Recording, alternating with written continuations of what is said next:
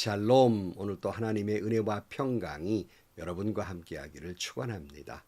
오늘 또 주님과 동행하시고 말씀을 깊이 묵상하면서 순종하는 복된 하루가 되시기를 주님의 이름으로 간절히 축원합니다. 오늘 아침 하나님께서 우리에게 허락해 주신 말씀은 누가복음 15장 1절에서 10절 말씀입니다. 세리들과 죄인들이 모두 예수의 말씀을 들으려고 그에게 가까이 몰려들었다. 바리새파 사람들과 율법 학자들은 투덜거리며 말하였다. 이 사람이 죄인들을 맞아들이고 그들과 함께 음식을 먹는구나. 그래서 예수께서는 그들에게 이 비유를 말씀하셨다. 너희 가운데에서 어떤 사람이 양 100마리를 가지고 있는데 그 가운데에서 한 마리를 잃으면 99마리를 들에 두고 그 잃은 양을 찾을 때까지 찾아다니지 않겠느냐. 찾으면 기뻐하며 자기 어깨에 메고 집으로 돌아와서 벗과 이웃 사람들을 불러 모으고 나와 함께 해 주십시오. 잃었던 내 양을 찾았습니다 하고 말할 것이다. 내가 너희에게 말한다. 이와 같이 하늘에서는 회개할 필요가 없는 의인 99보다 회개하는 죄인 한 사람을 두고 더 기뻐할 것이다. 어떤 여자가 드라크마 10립이 있는데 그가 그 가운데에서 하나를 잃으면 등불을 켜고 온 집안을 쓸며 그것을 찾을 때까지 샅샅이 뒤지지 않겠느냐. 그래서 찾으면 벗과 이웃 사람들을 불러 모으고 말하기를 나와 함께 기뻐해 주십시오. 잃었던 드라크마를 찾았습니다 할 것이다. 내가 너에게 말한다. 이와 같이 회개하는 죄인 한 사람을 두고 하나님의 천사들이 기뻐할 것이다. 아멘. 제가 보았던 감동적인 영화 가운데 하나가 여러분 잘 아는 쉰들러 리스트라는 영화입니다. 이 영화는 인천 상륙작전이라는 영화에서 메가드 장군의 역할을 했던 리암 니슨의 주연 영화입니다. 영화의 내용은 체코슬로바키아 출신인 오스카 쉰들러라고 하는 실존 인물의 사실 이야기입니다. 그는 독일 나치 당원으로서 폴란드에 가서 무기 공장을 세우고 돈을 많이 벌었습니다. 그러나 그는 비록 젊었을 때 술과 돈에 심취해 살았지만 점점 그는 인간의 존엄성을 바탕으로 해서 유대인들이 개취북을 당하면서 아무 데서나 아무렇게 그렇게 대량 학살당하는 모습을 보면서 마음에 심한 고통과 인간애를 느끼게 됩니다. 그래서 쉰들러는 나치 당원으로서는 상상할 수도 없는 일을 하기 시작합니다. 막대한 돈을 들여서 독일 군인들과 흥정해서 돈을 주고 유대인들을 사서 자기 공장에서 일하게 하는 것입니다. 그렇게 해서 그가 살려낸 유대인이 1,100명이나 되었다고 합니다. 영화 끝에는 독일이 망하게 되고 그리고 공장의 종업원들이 이제 이 쉰들러 때문에 목숨을 부지해서 감사한 마음으로 그저 감사하는 내용으로 그 영화에 막을 내리게 됩니다. 쉰들러 오스카는 곧 한 사람이라도 더 많은 생명을 살려내지 못한 것에 대해서 안타까워합니다. 왜 나는 더 많은 유대인을 구해내지 않았던가? 그건 참 괴로워해요. 만약 자신의 썼던 돈들을 다른 데 썼던 돈들을 안 썼다면 더 많은 사람의 영혼을 구원해야 되지 않았을까? 예컨대 자기 친구가 사주었던 자기 승용차를 팔았더라면 아마 유대인 10명은 더 구해냈을 터인데 자기 가슴팍에 있는 금배지를 보면서 내가 이 금배지를 안 팔았던가, 이 금배지를 팔았더라면 유대인 2사람 아니 3사람은 더 살려냈을 터인데 하면서 안타까워하는 모습은 오늘 크리스찬인 우리들의 영혼을 일깨우는 장면이기도 합니다. 본래 이 영화는 쉰들러 리스트가 아니라 쉰들러의 방주라는 영화였습니다. 그러니까 이 쉰들러 방주를 탄 사람들은 다 살아남게 된다는 말씀입니다. 그러니까 쉰들러는 한 사람이라도 더 이 방주에 태우지 못한 것을 안타까워했고 그는 이를 위해 목숨까지 걸었던 것입니다. 자신의 모든 것을 희생해 가면서라도 한 사람의 유대인이라도 더 구하기 위해 최선을 다했습니다. 그 자신이 유대인이 아니었는데도 말입니다. 그래서 현재 이 오스카 쉰들러 덕분에 살아난 그 후손들까지 합하면 약 6천 명에 달한다고 합니다. 그러니까 쉰들러 리스트는 생명의 리스트인 셈입니다.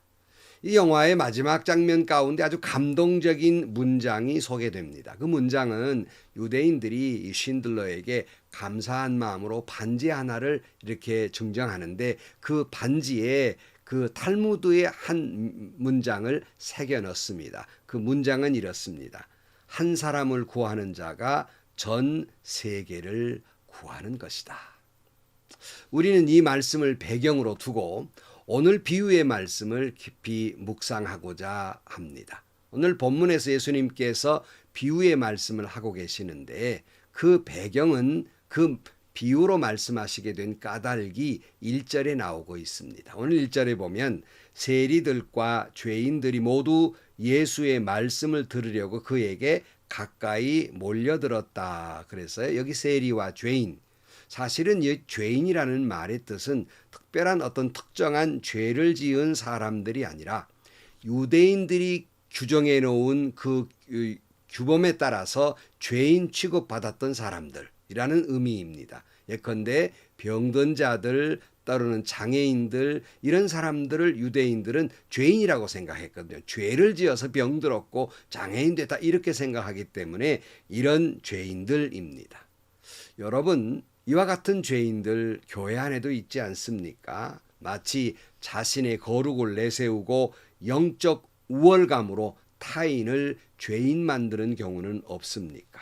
여러분 자신은 그렇지 않습니까? 내 신앙은 이만한 정도인데 저 사람 보니까 시원찮아서 죄인이야. 이렇게 짐짓 그저 말로는 하지 않지만 마음속에 나도 모르게 그렇게 생각되는 경우는 없습니까?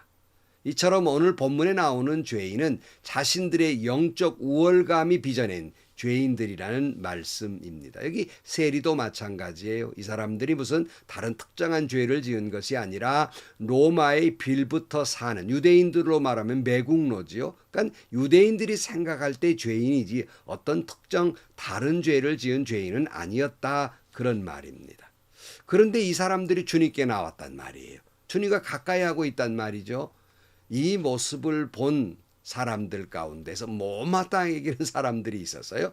누구겠어요? 여러분 잘 아시는 사람들이에요. 오늘 2절 바리새파 사람들과 율법학자들은 투덜거리며 말하였다. 이 사람이 죄인들을 맞아들이고 그들과 함께 음식을 먹는구나. 돼 있어요. 이 바리새파 사람들, 율법학자들은 왜 투덜거렸을까? 그들은 나름대로 자신들을 우월하게 생각하고 그 죄인 취급한 사람들이 그래도 선지자급에 해당하는 예수님이 그들과 동등한 자리에 앉아서 함께 먹고 있단 말이에요. 그러니 이들 생각에는 그럼 저 사람들도 우리와 같은 급인가? 우리가 같은 급의 취급을 당하고 있는 거 아닌가? 어찌 우리가 저 죄인들과 같은 동급인단 말인가? 하는 생각에 투덜거리게 되었단 말이에요. 여러분 이 모습 또한 교회 안에서 이렇게 구분짓는 일들이 많지 않아요. 내가 저 따위와 함께 같이 예배를 드려 뭐 이런 생각이죠. 내가 저런 사람들과 함께 교회 다니는 게 창피하다. 창피해. 내 저런 사람과 같이 자리할 수 없다. 이렇게 생각하고 못마땅히 생각하는 사람들을 왕따시키고 구분짓고 또 편가르기를 하는 일들이 많지 않습니까? 율법학자들, 바리새파 사람들이 예수님께 불편하게 생각해서 투덜거리고 있음을 아는 예수님께서 그 배경을 가지고 비유로 말씀하시는 거예요. 그게 오늘 본문의 비유로 가르쳐 주신 그 말씀의 배경입니다. 이런 배경을 깔고 본문을 보면 훨씬 이해가 쉽습니다. 어떤 비유를 하느냐? 그 유명한 잃은 양의 비유입니다. 4절 너희 가운데 어떤 사람이 양 100마리를 가지고 있는데 그 가운데에서 한 마리를 잃으면 99마리를 들에 두고 그 잃은 양을 찾을 때까지 찾아다니지 아니하겠느냐 그랬어요. 양 100마리를 가진 사람이 한 마리 양을 잃어버려서 한 마리를 찾아 헤맨다는 비유의 말씀인데 어떤 사람은 그래요. 아무리 그래도 그렇지. 99마리가 더 중하지 어떻게 한 마리를 위해서 99마리 버려두었단 말입니까? 어찌 그럴 수 있습니까? 이렇게 오해하시는 분들이 계세요. 여러분 어떤 말씀을 들을 때 그 초점을 가지고 얘기해야지 부가적인 것 때문에 신경 써서는 안 돼요. 한 마리의 양을 사랑하는 주인, 양의 주인이 99마리를 왜 사랑하지 않겠습니까? 그냥 멀쭉이 들판에 둔 것이 아니라 아마 잘 단속을 해서 아마 이 정도 규모이면 이 양의 주인은 혼자 다니는 것이 아니라 아마 같이 조수격으로 사람들을 두고 다녔을 거예요. 그러니까 조수들 몇 사람은 99마리를 지키게 했을 것이고 한 마리를 찾아 헤맸을 것인데 여기서 중요한 것은 99마리를 어떻게 두었느냐가 중요한 것이 아니라 99마리에 비해서 한 마리는 미미한 존재예요. 그런데 그 한 마리를 찾아서 양의 주인은 찾아 헤매고 있다는 데에 초점을 맞추어야 한다는 것입니다. 우리는 가끔 아이를 잃어버린 부모를 봅니다. 부모의 모습을 봐요. 그 엄마의 모습을 보면요. 마치 미친 사람 같아요. 막 아이를 찾느라고 눈물 콧물 범벅이 되고 옷은 풀어 헤쳐지고 머리는 그저 어떻게 엉클어져 버리고 아이를 찾아 헤맨단 말이에요. 헤매다가 만약에 여러분 아이를 찾아 헤매는 엄마가 날이 저물었다고 내일 찾아야지 포기했을까요? 아마 밤잠 못 자고 찾아 헤맸을 것입니다. 이처럼 왜 엄마가 그래요? 아이를 못 찾으면 아이 잃어버린 엄마는 죽을 것 같거든요. 그런 마음으로 참에 찾아 헤매는 것처럼 바로 여기서 말씀하시는 것은 이런 아이를 잃어버린 어머니의 마음, 아이를 못 찾으면 죽을 것 같은 마음으로 바로 예수님이 이 땅에 저와 여러분을 찾아오셨다. 이런 그림이 그려지게 되는 것입니다. 저는 어렸을 때 저희 아버지가 의사였기 때문에 저도 의사가 돼야지, 사람의 그 육신을 고치는 의사가 돼야지 그런 마음을 가지고 자랐어요. 근데 자라다 보니까 길가에 옛날에, 지금은 덜 보이죠. 옛날에 길가에는요, 그 미쳐버린, 정신 잃어버린 사람들이 종종 보였어요. 그걸 보면 아이들은 이제 실성했으니까 그저 조롱하고 돌로 던지고 또 침을 뱉고 그래요. 근데 저는 그렇게 고통을 당하는 사람들을 보면서 여느 아이와 다른 생각을 가졌어요. 어떤 생각이냐면 참 불쌍하다. 정신 멀쩡한 것도 힘든데 아이 시절에 저렇게 살다니 얼마나 불쌍한가. 나는 의사가 되더라도 저런 정신 잃어버린 사람들을 좀 고치는 정신과 의사가 돼야겠다. 이런 마음을 먹을 때도 있었습니다. 아마 이런 마음이 신앙과 버무러져서 결국 영혼을 구원하는, 거기에 열심히 섬기는 목사가 되었다. 그런 생각을 가져요. 여기서 여러분, 제 말을 하고자 하는 것이 아니라 이렇게 부족한 저도 잃어버린, 정신 잃어버린 영혼을 가진 그 사람에 대해 안타까운 마음, 불쌍히 여기는 마음을 가졌는데 하물며 잃어버린 한 영혼을 하나님은 얼마나 안타까워하셨을까, 불쌍히 여기셨을까 하는 마음을 우리가 생각하자는 말씀입니다. 여기서 여러분, 잃어버린 양의 이야기는 마태복음 18장에도 나와요. 그런데 여기서 조금 다른 표현이 나옵니다. 그것은 여기 마태복음 18장에는 길을 잃어버린 양, 그러니까 양이 주인을 잃어버린 거예요. 길을 잃어버린 거예요. 이게 마태복음에 나오는 말이고요. 같은 표현이지만 누가복음 오늘 본문에는 양이 잃어버릴 것이 아니라 주인이 양을 잃어버렸다는 거예요. 그 얘기가 그 얘기 같은데 틀립니다. 다른 이야기입니다. 여러분, 양이 길을 잃어버렸다 했을 때의 마음과 주인이 양을 잃어버렸다 했을 때의 마음과 주인은 어떤 마음이 더 안타까워 했겠느냐 하는 거예요. 그 비유를 이렇게 말씀드릴 수 있어요. 아이가 너무 자발맞아가지고 그냥 서대다 보니까 엄마를 잃어버렸다. 이런 생각을 가지고 엄마가 아이를 찾을 때 화가 났을 것입니다. 그러나 엄마가 달리 생각해요. 내가 잘 단속해야 되는데 나 때문에 아이를 잃어버렸다고 생각할 때는 엄마의 마음은 더 죽을 것 같을 거예요. 더 괴로울 거예요. 바로 주님의 마음은 마치 양을 내가 잃어버렸다고 생각하고 양을 찾아 헤매니 그 하나님의 마음, 누가는 이것을 강조하고자 하는 거예요. 얼마나 안타깝고 안타까웠겠는가. 주님의 마음은 이런 마음이라는 거예요. 그래서 5절에 찾으면 기뻐하며 자기 어깨에 메고 집으로 돌아와서 벗과 이웃 사람들을 불러 모으고 나와 함께 기뻐해 주십시오. 잃었던 내 양을 찾았습니다 하고 말할 것이다. 내가 너에게 말한다. 이와 같이 하늘에서는 회개할 필요가 없는 의인 99보다 회개하는 죄인 한 사람을 두고 더 기뻐할 것이다. 이렇게 말씀해요. 그러니까 한 마리 양을 찾아와서 그는 기뻐할 것이고 많은 사람들과 함께 기뻐할 것이다 하는 말이에요. 잃어버린 아이를 찾은 엄마가 얼마나 기뻐했겠습니까? 그렇다고 집안에 둔 아이를 안 사랑했을까요? 귀하게 여기지 않았을까요? 귀하게 여겼을 거예요.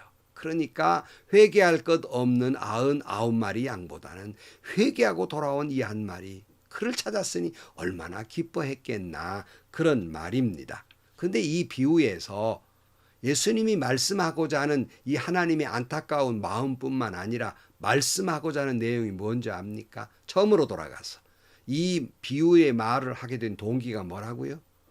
예수님과 죄인과 세리와 함께한 것을 못마땅히 여기는 투덜댔던 율법학자들 때문이었어요. 바리새파 사람들이었어요. 저런 죄인들과 우리와 함께할 수 없다. 이런 생각을 가졌잖아요. 주님은 말씀하는 거예요. 얘들아, 바리새파 사람들아, 율법학자들아, 너희들 전애들 죄인이라고 투덜대느냐? 함께할 수 없다고 투덜대느냐?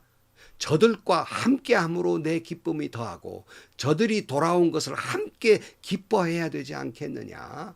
저들이 돌아오기를 같이 기뻐해야 되지 않겠느냐? 이 말씀을 강조하기 위해서 주님 말씀하고 계시는 거예요. 죄인 하나 돌아온 거 얼마나 기쁘겠느냐? 너 그렇게 함께 기뻐할 수 없더냐? 이런 말씀을 하고 있는 겁니다. 여러분, 여러분의 교회에서 아까도 조금 소개했습니다마는 저런 사람 우리 교회 없어도 되는 교인이라고 생각하십니까? 저런 사람 차라리 다른 교회 가버렸으면 좋겠다. 그런 생각을 가진 그런 성도가 있습니까? 여러분, 그런 생각을 가져서도 안 되지만 그런 성도가 있다 하더라도 하나님의 마음은 저 사람 다른 교인 갔으면 하는 마음이 아니라 주님이 바로 우리에게 말씀하는 거예요. 그런 교인이 있다 하더라도 그런 생각을 가져서는 안 되며 그런 생각을 가졌다 하더라도 그와 함께 할 때 하나님이 기뻐하신다는 말씀이에요. 깊이 생각해야 됩니다. 그 다음의 비유도 똑같은 그런 메시지를 담고 있지요. 8절에 어떤 여자에게 드라크마 연립이 있는데 그가 그 가운데에서 하나를 잃으면 등불을 켜고 온 집안을 쓸며 그것을 찾을 때까지 샅샅이 뒤지지 않겠느냐. 그래서 찾으면 벗과 이웃 사람을 불러 모으고 말하기를 나와 함께해 기뻐해 주십시오. 잃었던 드라크마를 찾았습니다 할 것이다. 내가 너에게 말한다. 이와 같이 회개하는 죄인 한 사람을 두고 하나님의 천사들이 기뻐할 것이다. 그러니까 이 한 드라크마는 한 데나리온처럼 한 사람의 노동의 하루 품삯이에요. 이걸 10개 연립을 가진 사람이 하나를 잃어버렸다는 거예요. 아무리 나머지 9개가 소중하지만 하나를 온 집안을 찾지 않겠느냐. 찾은 다음에 사람들을 부른 내가 이걸 찾았다고 함께 기뻐하지 않겠느냐. 여기서 계속 강조되는 말이 뭐예요? 함께예요. 그러니까 바리새파 사람들과 율법학자들은 뭐가 불평해서 함께 한다는 데 불평이었어요. 저런 죄인들과 저런 세리와 함께 하다니. 그러니까 주님은 그게 아니라 함께 해야 된다. 함께 하는 것을 하나님은 기뻐하신다 그랬어요. 여러분, 성경을 볼 때에도 반복되어 나오는 말에 유념할 필요가 있는 것인데 본문이 주고자 하는 말씀 다시 반복되지만 바리새파 사람들과 율법 학자들에게 죄인들과 함께한다고 세리와 함께한다고 투덜대지 말아라. 하나님은 그들과 함께 다 구원받는 것을 기뻐하신다 하는 말씀을 하고 있습니다. 이게 오늘 우리로 가져와서 오늘 우리가 세리들과 죄인들처럼 저런 사람 없었으면 하는 생각을 가진 사람이 있느냐? 저런 사람 죄인 취급하고 상종도 하기 싫은 사람이 있느냐? 하나님의 마음은 너희들이 그들과 함께 구원받는 걸 기뻐하신다. 여러분, 한국교회 이 말씀 명심해야 됩니다. 유대인들은 자기들만 선민이고 자기들만 구원받고 자기들끼리만, 그래서 늘 제가 그러죠. 오늘날 교회는 자기들끼리만의 리그를 하고 있다. 자기들끼리만 뭉쳐가지고 자기들끼리만 기뻐하고 있는 거예요. 아닙니다. 여러분들이 그처럼 싫어하는 사람, 여러분들이 그처럼 죄인 취급하는 사람, 주님은 그들과 함께 구원받는 걸 하나님은 기뻐하신다고 말씀하고 있는 것입니다. 성도 여러분, 말씀을 마칩니다. 오늘 또 마치 아이를 잃어버린 엄마의 마음처럼 찾지 못하면 죽을 것 같은 마음으로 하나님은 한 영혼을 찾고 계십니다. 그 한 영혼이 다른 사람이 아니라 때로는 저와 여러분입니다.